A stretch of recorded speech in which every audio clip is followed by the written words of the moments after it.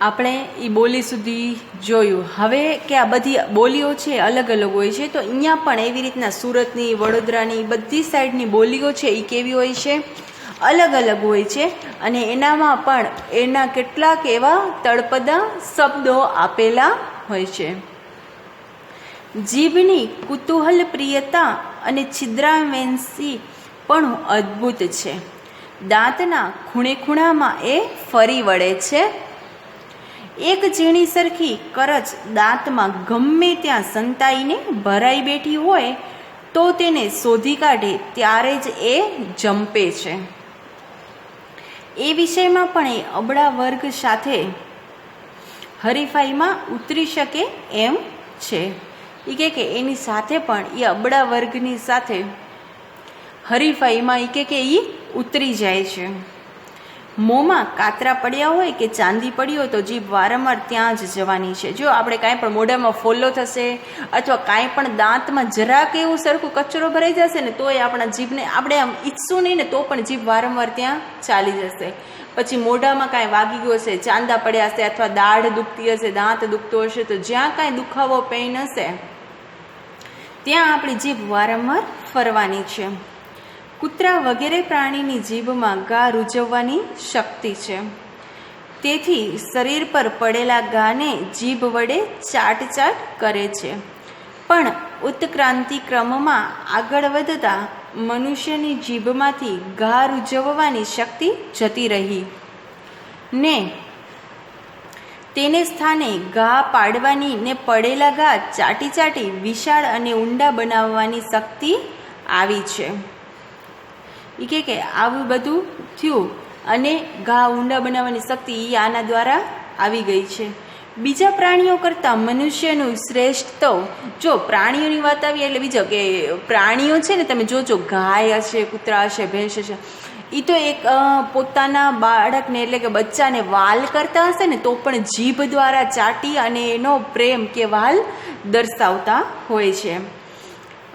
બીજા પ્રાણીઓ કરતાં મનુષ્યનું શ્રેષ્ઠત્વ તથા વિશિષ્ટત્વ એની જીભને લીધે જ છે.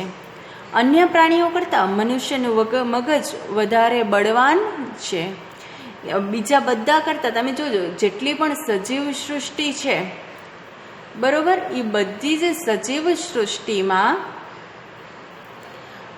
જેટલું મનુષ્યનું મગજ કામ કરે છે અને એની જીભ જેટલું કામ કરે છે એટલી બીજી કોઈ જ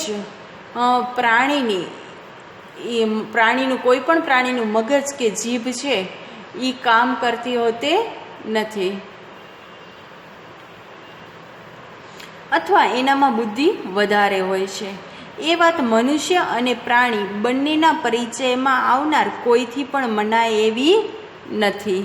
એ કે આ વાત છે એ બીજા કોઈ પણ ના, જો મનુષ્ય છે એના પાસે મગજ છે ને જીભ છે, મગજમાં જે વિચાર આવે તરત જ બોલી શકે છે, સમજી શકે છે, એકબીજાને જતાવી શકે છે, વાત કરી શકે છે, એ બધું થઈ શકે છે.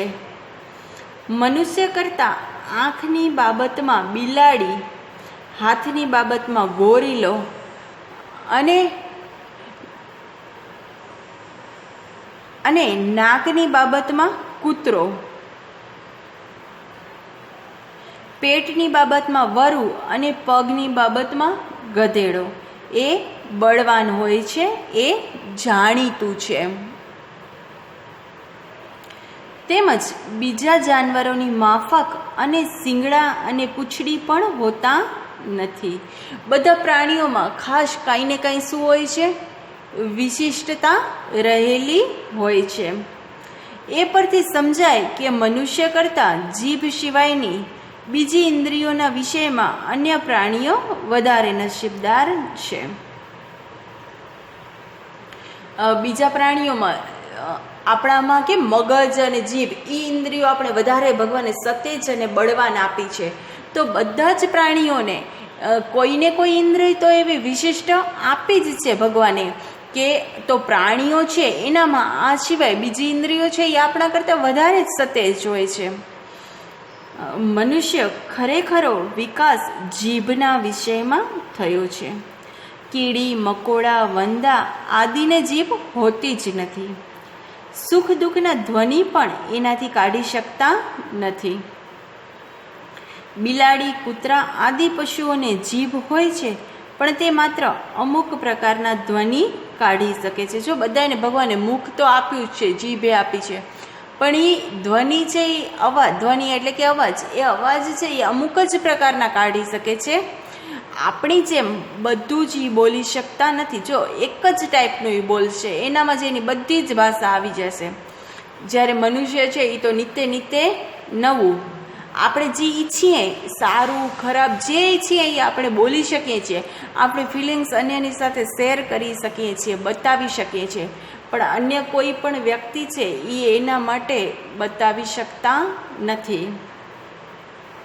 એથી ઉચ્ચ પ્રકારના પ્રાણીઓ જીભ વડે વિવિધ પ્રકારના ધ્વનિનું ઉચ્ચારણ કરી શકે છે. પોપટ વગેરે પક્ષીઓ કંઈક માણસના અવાજને મળતા આવે એવા પ્રકારના ધ્વનિ કાઢી શકે છે. પરંતુ એક મનુષ્યનું જ એવું પ્રાણી છે જે જીભ વડે કોઈ પણ પ્રકારનો ધ્વનિ કાઢી શકે છે. પશુ પંખીઓ તેમ કરી શકતા નથી. માટે જ મનુષ્ય પશુ પંખી કરતાં શ્રેષ્ઠ ગણાય છે. એક મનુષ્ય બીજા મનુષ્યને કૂતરા, ગધો, શુવર, હેવાન વગેરે કહી શકે છે. આપણે જો બોલવામાં આપણે તો ગમે એ બોલી શકીએ છીએ ને, એટલે એ કહે છે કે મનુષ્ય પશુ પંખી કરતાં શ્રેષ્ઠ ગણાય છે. પણ એક મનુષ્ય બીજા મનુષ્યને આપણે આવા વસ્તુ કહીને પણ બોલાવતા હોઈએ છીએ. જાનવરો એકબીજાને માણસ, આદમી, ઇન્સાન વગેરે કહીને ગાળ દઈ શકતા નથી. એટલે માણસ કરતાં ઉતરતા દરજ્જાના ગણાય છે. આપણે એ લોકોના નામે, પશુ પક્ષીના નામે ઘણા લોકોને ગમે એમ બોલી શકીએ છીએ, પરંતુ એ પશુ પક્ષી છે એ આપણી અગેન એટલે કે આપણી વિરોધમાં ક્યારે પણ જઈ શકતા નથી. એટલે એ કહે છે કે તો શું એને એનાથી ઉતરતા દરજ્જાના ગણાય છે? તો મનુષ્ય પોતાને શ્રેષ્ઠ કહી શકે છે જીભ વડે. બીજું કોઈ પ્રાણી પોતાને શ્રેષ્ઠ કહી શકતું નથી. એટલે કે આપણે તો ખુદને આપણી પ્રશંસા કરતા આવડે ને, આપણા વખાણ, આપણે ક્યારેક ગુનામાં આવીએ જ નહીં. ક્યારે ગુનામાં આવીએ તો એમ કહેવાય ને, તોય કહી દઈએ ના મારો વાંક તો છે જ નહીં, હંમેશા બીજાનો જ વાંક હોય. તો એટલે અહીંયા એમ કહે છે કે બીજું કોઈ પ્રાણી પોતાને શ્રેષ્ઠ કહી શકતું નથી એક મનુષ્ય સિવાય. આપણે તો આપણી જેટલી આત્મ પ્રશંસા કરવી હોય, સ્વ પ્રશંસા એટલી કરી શકીએ. એ જ બતાવે છે કે મનુષ્યની શ્રેષ્ઠતા એની જીભને લીધે જ છે. એ કહે કે મનુષ્યની જે શ્રેષ્ઠતા છે ને, શ્રેષ્ઠ એ એની જીભના હિસાબે છે. સમય અને સંજોગોને અનુકૂળ થઈ જવાની જીભની શક્તિ પણ સ્ત્રીના જેટલી જ છે. પિતાના ઘરના વાતાવરણ કરતાં તદ્દન ભિન્ન પ્રકારના વાતાવરણમાં આવેલી નવોઢા, કે જે પિતાના ઘરના વાતાવરણ કરતાં નવોઢા એટલે ઘરમાં પરણીને આવનાર વહુ, નવા નવા લગ્ન થયા હોય, પોતાના પિતાના ઘરના રહેવાની બધી રીત ભાત રૂઢિયા બધી અલગ હોય, અને પછી સાસરે પરણીને આવે ત્યારે બધું જ શું થઈ જાય છે? સ્ત્રી માટે બદલાઈ જાય છે, નવું થઈ જાય છે, નવીન પરિસ્થિતિને અનુકૂળ થઈ જાય. જાણે એ જ વાતાવરણમાં નાનપણથી ઉછરી હોય તેમ વર્તવા માંડે છે. તે જ પ્રમાણે જીભ પણ સંજોગો બદલાતા તરત તેને અનુકૂળ થઈ જાય છે. સુધારકો પર તીવ્ર બાણ વર્ષાવતી જીભ સંજોગોમાં ફેરફાર થતાં તરત જ સુધારકની પ્રશંસા કરવા મંડી પડે છે. એટલે અહીંયા કહે છે કે સુધારકો પર તીવ્ર બાણ વર્ષાવતી જીભ હોય છે ને, એ કેવી હોય છે કે તરત જ સુધારકોની પ્રશંસા કરવા મંડાઈ પડે છે. ઘરને ખૂણે ઉપરી અમલદારની સખત ઝાટકણી કાઢતી જીભ એ અમલદારના સાનિધ્યમાં એના ગુણગાન ગાવા મંડી પડે છે. એક ગાડીવાળાએ એક નાના છોકરાને કંઈક વાંકસર તમાચો માર્યો. છોકરો રડતો રડતો પોતાના પિતા પાસે ગયો. એનો પિતા ઉશ્કેરાઈ ગયો. કોણે માર્યો મારા છોકરાને? આમ ગુસ્સો આવી જાય ને, ક્રોધ આવી જાય. તો એ લઈ કે છે મારા છોકરાને કોણે માર્યો આવી રીતના, એની છાલ ઉખેડી નાખું. છાલ ઉખેડી નાખું એટલે કે ચામડી ઉતારી નાખું, એટલો એને ગુસ્સો આવી ગયો. એ કે મારા છોકરાની આવી જઈને હાલત કરી હોય ને એની, તો એ કે હું છાલ ઉખાડી ચામડી ઉખાડી નાખું. જોઉં તો ખરો મારા છોકરાને આંગળી અડાવવાની હિંમત કોણે કરી. એમ બોલતો એ છોકરાને લઈ અને આગળ આવ્યો. છોકરાએ ગાડીવાળાને બતાવી અને કહ્યું, આણે માર્યો. 6 ફૂટ ઊંચા અને 200 રત્તલ વજનવાળા ગાડીવાળાએ આગળ આવી. હા, મેં માર્યો, શું છે કહીને બાંય ચડાવવા માંડી. મારવા તાને 2-4. તરત જ એમ કહી અને ઝઘડો કરવા માંડી ગયો. આ બધું કોણ કરાવે છે? તો જીભ. આખો જ પાઠ બધું જીભ ઉપર છે. જેટલા પણ પ્રસંગો છે એ પ્રસંગોમાં મેન પાત્ર કોણ ભજવે છે? તો જીભ ભજવે છે. મારા દેખતા મારો બીજી એક થપાટ. એ કે હવે હું જો તમારામાં હિંમત હોય તો મારા દેખતે તમે મારી શકો છો એક થપાટ. આ જ પ્રમાણે બધાની જીભમાં સમયને અનુકૂળ થઈ જવાની શક્તિ રહેલી છે. જેનામાં એ શક્તિ જેટલી વધારે વિકસિત તેટલો એ વધારે પ્રતિષ્ઠા સંપન્ન, સમજુ અને સાણો ગણાય છે. કામિની પેઠે જીભના જાદુને કામણ પણ અનેરા છે. કામિની એટલે બીજા ઉપર જાદુ ચલાવનાર. એ મોહિનીના મોહન શાસ્ત્ર ભારે અસરકારક છે. નયન બાણ કરતાં પણ જીવા બાણ વધારે કાતિલ નીવડે છે. નયન બાણ એટલે કે આંખો કરતાં જીવા બાણ એ વધારે, જીભ દ્વારા જેને આપણે ઘાયલ કરીએ છીએ ને એ કે એ વધારે કાતિલ નીવડે છે. ઘણીવાર અમુક ઓળખીતા પુરુષ પર કોઈ સ્ત્રી ફિદા થઈ જવાનું જાણીએ છીએ ત્યારે આપણને અત્યંત આશ્ચર્ય થાય છે. તમને ખબર છે કે એકબીજા ઉપર કે ઘણી વખત ફિદા થઈ જાય છે, લાગણી ઉભરી આવે છે.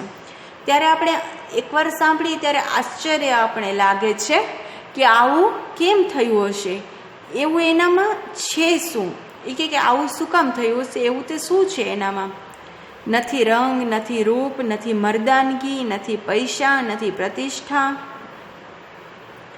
એવું તે સ્ત્રીએ એનામાં જોયું શું. એ કે શું જોયું હશે. ઘણી વખત આપણે એમ લાગે ક્યાં છોકરી ને ક્યાં છોકરો, ક્યાં આનામાં ફસાઈ ગઈ, એવું આપણે વિચારતા હોઈએ છીએ કે કાંઈ. ઘણી વખત આપણે એમ જોઈએ કે પૈસો જોઈને ગઈ હશે, ઘણી વખત સારી એવી નામના પ્રતિષ્ઠા એ જોઈને છોકરી એના ઉપર મોહી ગઈ હશે, કે રૂપ જોઈને મોહી ગઈ હશે. પણ ક્યારેક તો જોઈએ કે કાંઈ જ ન હોય એનામાં, એ છતાં પણ એ છોકરી એના પાછળ મોહી ગઈ હોય છે. એમ સામાન્ય રીતે બધાને લાગે છે, પણ તન, મન કે ધનના વૈભવ વડે નહીં. એણે તો જીભના જાદુથી એ સ્ત્રીનું મન હરી લીધું હોય છે, એ આપણે જાણતા હોતા નથી. એ કે આ બધું અલગ એક બાજુ છે. અને ઘણી સ્ત્રીઓમાં એ કે બોલવાની જ કળા એવી હોય છે, જીભ એની એવી કામ કરતી હોય છે કે એ બધાને શું કરી લે છે? મોહી લીધા હોય છે. અભિમન્યુ પર નયનોના જાદુ અજમાવી ચૂકેલી ઉત્તરાને જીભના જાદુ અજમાવવાનો વધારે અવસર મળ્યો હોત તો એ વીર પુરુષ બની રણ સંગ્રામમાં જઈ સ્વર્ગવાસી બનવાને બદલે ધીર પુરુષ બની નમૂનેદાર ગૃહાશ્રમી થયો હોત. ઈશ્વર પણ જીભને વશ થાય છે. માત્ર મનથી નહીં પણ જીભ વડે સ્તોત્રો ગાઈ ઈશ્વર પ્રાર્થના કરવી જોઈએ. તેનું કારણ પણ આ જ છે. શેષનાગની 1000 જીભને લીધે જ જગત ગતિમાન રહી શક્યું છે અને એના પર શયન કરવાને લીધે જ ઈશ્વર પણ જાગ્રત રહી શકે છે.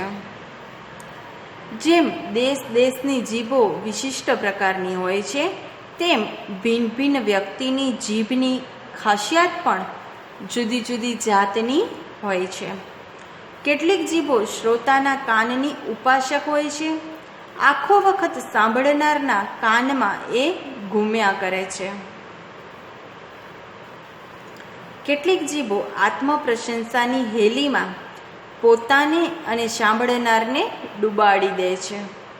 તો કેટલીક સાંભળનારની ખુશામદમાં જ રચી પચી રહેતી હોય છે. આ બધું શેનું કમાલ છે? જીભનું. આ બધું જીભ દ્વારા જ શક્ય બનતું હોય છે.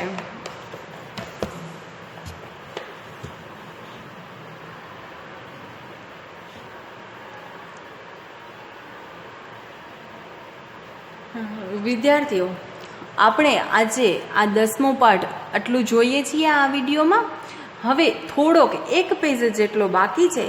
એ પછી આપણે આનાથી નેક્સ્ટ વિડીયોમાં જોઈશું, અથવા તો આપણો લાઈવ ક્લાસનો જ્યારે ઝૂમ ઉપર કાલે જ વારો છે, લગભગ આપણો બુધવાર, એટલે કાલે જ આપણો લાઈવ વારો છે, ત્યારે આપણે ઝૂમમાં ઓનલાઈન ભણી લેશું જેટલું થોડુંક બાકી છે એ.